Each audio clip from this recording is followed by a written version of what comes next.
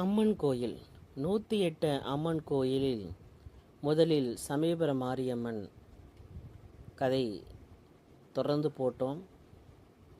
இரண்டாவதாக மதுரை மீனாட்சி அம்மன் கதையை தொடர்ந்து போட்டோம். மூன்றாவதாக அம்மன் கோயில் படவேடு ரேணுகாம்பாள் அம்மன் கோயில்.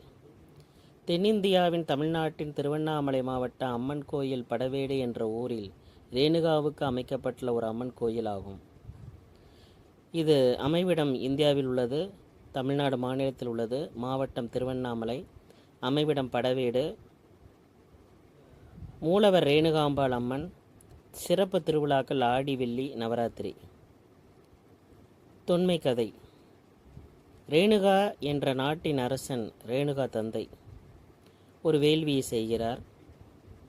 இந்த வேள்வியின் பயனாக நெருப்பிலிருந்து ரேணுகா என்ற ஒரு மகள் அவருக்கு கிடைக்கிறார்.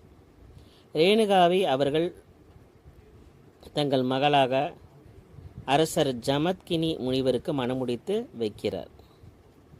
ரேணுகா ஜமத்கினி முனிவருக்கு சடங்குகள், பூஜைகள் என அனைத்து பணிகளும் உதவியாக உள்ளார். பதிவிரதியான ரேணுகா அதிகாலையில் எழுந்து ஆற்றில் குளித்து நாள்தோறும் வெற்று மணலால் புதிய பானையை செய்து தண்ணீர் கொண்டு வருவது வழக்கம். ரேணுகா பரசுராமர் விஷ்ணுவின் 6வது அவதாரம் உள்ளிட்ட 5 மகன்களை பெற்றெடுக்கிறாள். ஒரு நாள் ரேணுகா ஆற்றுக்கு சென்றபோது வானில் கந்தர்வன் ஒருவன் செல்வதைக் கண்டு நன்றாக இருக்கிறானே என்று ஒரு கணம் மனம் தடுமாறினாள். அந்த கணம் அவள் வைத்திருந்த மணல் குடம் உடைகிறது. எவ்வளவு முயன்றாலும் மீண்டும் அவளால் குடத்தை உருவாக்க முடியவில்லை. இதனால் ரேணுகா வெறுங்கையுடன் திரும்பி வருவதைக் கண்ட ஜமத்கினி தன் நாணக்கண்ணால் நடந்ததை அறிகிறார். கற்பு நிலை தவறிய ரேணுகாவை தண்டிக்க விரும்பிய ஜமத்கினி தன் மகன்களை அழைத்து அவர்களின் தாயை தண்டிக்கும்படி கட்டளையிடுகிறார். அவர்களில் 4 பேர் அச்செயல்களை செய்ய மறுத்து விடுகின்றனர். இதனால் கோபமுற்ற முனிவர் தன் 4 மகன்களையும் எரித்து சாம்பலாக்குகிறார். அப்போது அங்கு இல்லாத பரசுராமர் பின்னர் வந்து நடந்ததை அறிகிறார். பரசுராமரை கண்ட ஜமத்கினி அவர் தாயின் தலை துண்டிக்க உத்தரவிடுகிறார். உடனடியாக தனது கோடாரியை பயன்படுத்தி தந்தையின் கட்டளையை நிறைவேற்றுகிறார். அதை தடுக்க வந்த சலவைக்கார பெண்ணின் தலையையும் பரசுராமர் வெட்டுகிறார். தன் ஆணையை நிறைவேற்றிய பரசுராமிடம் வேண்டிய வரத்தை கேட்குமாறு ஜமத்கினி கூறுகிறார். பரசுராமர் தன் தாயையும் அண்ணன்களையும் உயிர்ப்பிக்குமாறு வரத்தை கேட்கிறார். ஜமத்கினி பரசுராமரின் கோரிக்கையை ஏற்று ஆற்று நீரை மந்திரித்து மகளிடம் தந்து தாயின் உடலோடு தலையை சேர்த்து வைத்து இந்த நீரை தெளி என்று கூறுகிறார். பதற்றத்தில் தன் தாயின் உடலுடன் சலவைக்காரியின் தலையை மாற்றி வைத்து விடுகிறார். சலவைக்காரியின் தலையோடு உள்ள ரேணுகாவே இக்கோயிலில் குடிகொண்டதாக குறிப்பிடப்படுகிறது. இக்கோயிலானது கிழக்கு நோக்கி அமைந்துள்ளது. கோயிலானது 5 நிலை ராசகோபுரத்தை கொண்டுள்ளது. கோயிலானது சிற்பக்கலை நிறைந்த ஒன்றாக உள்ளது. கருவறையின் முன் பலிபீடம் எருதும் அமைந்துள்ளன. கோயில் கருவறையில் ரேணுகா அம்மன் பெரிய சிரசு மட்டுமே கொண்டவராக உள்ளார். ஆடி மாத வெள்ளிக்கிழமைகள் இங்கு சிறப்பான நாளாக கருதப்படுகிறது. அந்த வெள்ளிக்கிழமைகள் லட்சக்கணக்கான பக்தர்கள் கோயிலுக்கு வந்து வழிபடுவர். ஆண்டுதோறும் ஆணி திருமஞ்சனத்தன்று இங்கு வெட்டி எடுக்கப்பட்ட மண் பிரசாதமாக வழங்கப்படுகிறது. குழந்தை வர வேண்டும் என்ற பக்தர்கள் தேவியின் உருவமான பொம்மையை தலையில் சுமந்து கோயிலை வலம் வருகின்றனர். குழந்தை வர பெற்ற பின்னர் அக்குழந்தையுடன் வந்து குழந்தையின் தலையில் பரசுராமனின் உருவம் கொண்ட பொம்மையை வைத்து கோயிலை வளவர வைத்து வேண்டுதல் நிறைவேற்று வழக்கம் இங்கு அதிகமாக உள்ளது. இவ்வாறு அம்மன் கோயில் படவேடு ரேணுகாம்பாள் அம்மன் கோயிலுடைய கதை முடிவடைகிறது.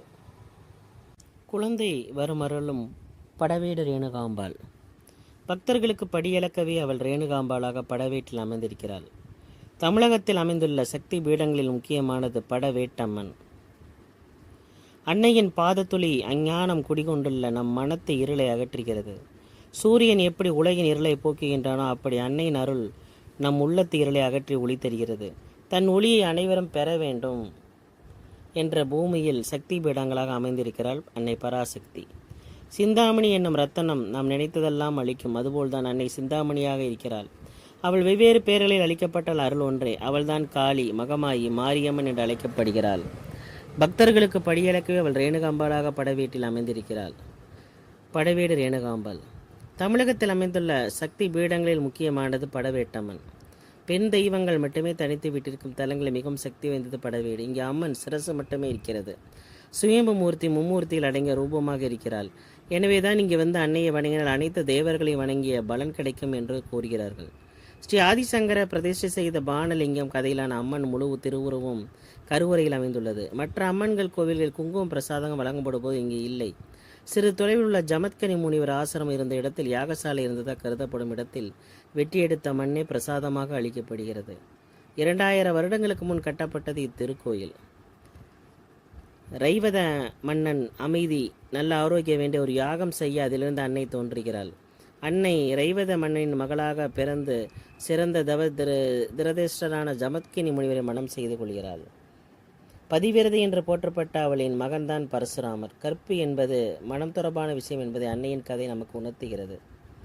ரேணுகா தேவி எப்போதும் தன் கணவரின் பூஜையில் நதியிலிருந்து சுடாத பச்சை மண்ணில் செய்த குடத்திலிருந்து நீர் எடுத்து வருவது வழக்கம். அன்னையின் கற்பு நெறியால் ஆற்று மண்ணில் செய்து சுடப்படாத அந்த குடம் நீருடன் எடுத்து வரப்படும். ஒருமுறை அப்படி மண்குடம் எடுத்து ஆற்றில் நீர் எடுக்கும் போது வானத்தில் செல்லும் கந்தர்வனை கண்டு நன்றாக இருக்கிறான் நினைத்த அந்த நொடிய மண்குடம் உடைந்து விடுகிறது. மீண்டும் மீண்டும் குடம் செய்ய முனையும் போது மண்ணில் உருவாக்க முடிவதில்லை. இதை தன் நாணஜிஸ்டியால் ஜமத்கினி முனிவர் அறிந்து விடுகிறார். உடனே தன் மகன் பரசுராமனை அழைத்து ரேணுகாவின் தலையை வெட்டி எடுத்து வரும்படி உத்தரவிடுகிறார். தந்தையின் வார்த்தையை மீறாத தனையன் உடனே சென்று தாயின் தலையை துண்டித்தார். அதை தடுக்க முயன்ற ஒரு சலவைக்கார பெண்ணின் தலையும் துண்டித்து விடுகிறார். பின் தந்தையிடம் வந்து விஷயத்தை கோர முனிவர் மகிழ்ந்து உனக்கு வேண்டிய வரம் தருகிறேன் என்று கேள் என்று கூறுகிறார். உடனே பரசுராமன் தாயை உயிர்ப்பித்து தரும்படி கேட்கிறார். முனிவரும் நதி நீரை வந்திரித்து மகிடம் தந்து தாயின் உடலோடு தலையை சேர்த்து வைத்து இந்த நீரை தெளித்தால் உன் தாய் உயிர் பெறுவாள் என்று கூறுகிறார். ஆனால் பதட்டத்தில் பரசுராமன் உடலையும் தலையும் மாற்றி வைத்து விடுகிறார். சலவை பெண்ணிலின் உடலோடு சேர்க்கப்பட்ட ரேணுகா தேவியை படவேடு கோவிலில் அமைந்து காட்சியளிக்கிறார். விழா கோலம் காணும் அம்பிகை. ஆடி மாதம் அனைத்து வெள்ளிக்கிழமையில் இங்கு மிகவும் விசேஷம். 10 லட்சத்திற்கு மேலான பக்தர்கள் அன்று அம்மனை தரிசிக்க வருகிறார்கள். நவராத்திரி தை மாத வெள்ளிக்கிழமை இங்கு சிறப்பாக கொண்டாடப்படுகின்றன. அம்பிகையின் சிறப்பு. சக்திக்குள் அனைத்து மடக்கும் என்பது உண்மை. அம்மை கண்டவர்கள் இங்கு வந்து தங்கி அன்னைக்கு சேவை செய்கிறார்கள். 4-5 நாட்களுக்குள் அம்மை இறங்கி விடுகிறது. மேலும் திருமண வரம், குழந்தை வரம் குழந்தை பேறு போன்றவைகளுடன் அனைத்து விதமான நோய்களை தீர்க்கக்கூடிய சக்தி படைத்தவள் அன்னை ஸ்ரீ ரேணுகாம்பாள். முக்கியமான கண் பார்வை குறைபாடு கண்ணோய் தீர்க்கக்கூடிய இங்கு துலாபாரம் மிக சிறப்பு. தாங்கள் வேண்டுதல் நிறைவேறிய பக்தர்கள் நேர்த்திக்கடனாக எடைக்கு எடை நாணயம் செலுத்துகிறார்கள். நெய் தீபம் ஏற்றுதல், கண்ணடக்கம் சாற்றுதல், புடவை அபிஷேகம், வேப்பிலை மட்டும் ஆடையாக உடுத்தி கொண்டு கோவிலை மலர்தல், அங்கப்பிரதர்சனம் செய்தல் என்று பல்வேறு விதமாக தங்கள் வேண்டுதல்களை நிறைவேற்றுகிறார்கள். குழந்தை வர வேண்டவர்கள் பரசுராமரை வேண்டி தொட்டில் கட்டுகிறார்கள். சிலர் அங்கு வரும் பக்தர்களுக்கு அன்னதானம் செய்கிறார்கள். வருடம் ஆணி திருமஞ்சனம் என்ற ஆசிரமம் வந்த இடத்தில் பூமியில் பூத்திருக்கும் மண்ணை எடுத்து வந்து பக்தர்களுக்கு தரப்படுகிறது. அந்த மண்ணை தண்ணீரில் கலந்து கொடுத்தால் எல்லா விதமான நோய்களும் தீரும் என்றது மக்களுடைய நம்பிக்கை, பக்தர்களுடைய நம்பிக்கை. கருவறையின் சிறப்பு. இங்கே வேறு எங்கும் இல்லாத சிறப்பாக அன்னை சிரசு மட்டுமே உள்ளதாக சுயம்பு வடிவில் காட்சியளிக்கிறார். மும்மூர்த்திகளும் அருவமாக அங்கு எழுந்தருளி இருக்கிறார்கள். இங்கு ஆதிசங்கரர் பானலிங்கமும் ஜன ஆகர்ஷண சக்கரமும் பிரதிஷ்டை செய்துள்ளார். பல நாணியர்கள் தவமிருந்து சித்திகள் பெற்றது இங்குதான் என்கிறார்கள். பரசுராமர் அவதரித்த தலம் அவருக்கென்று ஒரு தனியாக சிலை உள்ளது. அம்மன் கோவில் என்றாலும் சுற்றுச்சுவர்கள் சிங்க வாகனம் இல்லை, அதற்கு பதிலாக பசுவே உள்ளது. கணபதி முனிவர் என்பவர் இங்கு யாகம் செய்துள்ளார். அவர்தான் இக்கோவிலின் சிறப்பை வெளிக்கொணர்ந்தவர். அத்தி மரத்தால் அம்மனின் முழு உருவம் உள்ளது. அதன் கீழ் சுயம்புவாக தோன்றிய அம்மனும் இடப்பக்க ரேணுகா தேவியின் சிரசும் உள்ளது. கருவறையில் பரசுராமரின் சிலையும் உள்ளது. தொடர்புடைய புராண கதை. கார்த்தவீர் யாஜுனன் என்னும் அரசன் ஜமத்கினி முனிவரிடமிருந்து காமதேனு பசுவின் மகிமையை உணர்ந்து அதை தனக்கு தரும்படி முனிவரை வற்புறுத்துகிறான். முனிவர் மறுக்கவே அவரை கொன்று காமதேனுவை கவர்ந்து செல்கிறான். ரேணுகா தேவி உடன்கட்டை ஏறுகிறாள். அப்போது மழை பெய்தால் தீயணிந்து உடம்பில் கொப்பளங்களோடு ஆடையின்றி இருந்த ரேணுகா தேவி உடலை மறைக்க வேப்பிலை ஆடை கட்டிய மகன் பரசுராமனை சந்தித்து விஷயங்களை சொல்கிறாள். அதிகம் கோபம் கொண்ட பரசுராமன் சத்திரிய வம்சத்தை அழிப்பதாக சபதம் மூண்டு அளிக்கிறார். பின் ஈசன் தோன்றி இது விதி என்று கூறி சமாதானப்படுத்த ஜமத்கினி முனிவர் உயிர் பெறுகிறார். அன்னை ரேணுகா தேவி சிவனை வேண்ட அவளின் சிரசு மட்டும் பூமியில் தங்கி பூஜைகளை ஏற்க உடலின் மற்ற உறுப்புகள் முனிவருடன் சொர்க்கம் சென்றது என்பது புராண கதை. அன்னையே அகிலமும். அன்னையை வேண்டி வேறு எந்த ஒரு காரியத்தை ஆரம்பித்தாலும் அது நிச்சயம் வெற்றி அடைகிறது. எத்தனையோ தெய்வங்கள் இருந்தாலும் அம்மா என்றால் உடனே ஓடி வருபவள் அன்னை. ஒரு குழந்தைக்கு ஏதேனும் வேண்டுமென்றால் அது அம்மா என்று தாயிடம்தான் ஓடும். அன்னை உடனே குழந்தைக்கு வேண்டியதை தருவாள். நாம் வாழ்வில் சாதிக்க வேண்டுமென்றால் அதை சாதித்தவர்களை கொண்டு அவர்கள் வழிமுறைகளை அறிந்து கொள்வோம். அன்னையை வணங்கினால் யாருடைய வழிகாட்டலும் நமக்கு தேவையில்லை. வழிபாடு முறைகள். படவேட்டில் அம்பிகைக்கு பல வகையான வழிபாடுகள் நடக்கிறது. குழந்தை வர வேண்டி வருபவர்கள் தேவியின் திருவுருவ சிலையை தங்கள் தலையில் சுமந்து வலம் வருகிறார்கள். குழந்தை வரம் கிடைத்த பின் அக்குழந்தையின் தலையில் பரசுராமன் சிலாரூபத்தை சுமந்தபடி கோவிலை வலம் வருகிறார்கள். அம்மனின் முன் பணிந்து நம் கூரைகளை கூறி அது நிறைவேறிய பின் பக்தர்கள் நெய் தீபம் போடுதல், மாவிளக்கு போடுதல், வஸ்திரம் போடுதல் போன்ற பிரார்த்தனை செய்கிறார்கள். அம்பிகையை மந்திரங்கள் கூறி பூஜிக்க வேண்டும் என்ற அவசியமில்லை. அவள் நம்மிடம் எதிர்பார்ப்பது அன்பும் நம்பிக்கையும் பொறுமையும் தான். அம்மா என்று மன உறுதி அளித்தால் போதும். ஆனால் பக்தர்கள் அவளுக்கான காயத்ரி மந்திரத்தை ஜெயிப்பது சிறந்த பலன் தரும் என்கிறார்கள்.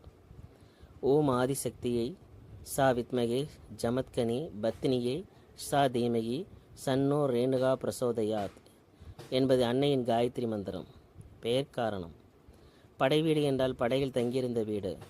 அன்னை தன் பரிவாரங்களுடன் வந்து தங்கி அருள்வளித்தால் படைவீடு என்றும், ராச கம்பீர சம்புவரையை தன் படைகளுடன் இங்கு வந்து போரிட்டதால் படைவீடு எனவும் அழைக்கப்பட்டு மருவி படவேடு எனவும் அழைக்கப்படுகிறது என்கிறார்கள். கோவில் அமைந்துள்ள இடம் அம்மன் கோயில் படவேடு என்று அழைக்கப்படுகிறது. இருப்பிடம் திருவண்ணாமலை மாவட்டம் போலூர் வட்டத்தில் அமைந்துள்ளது.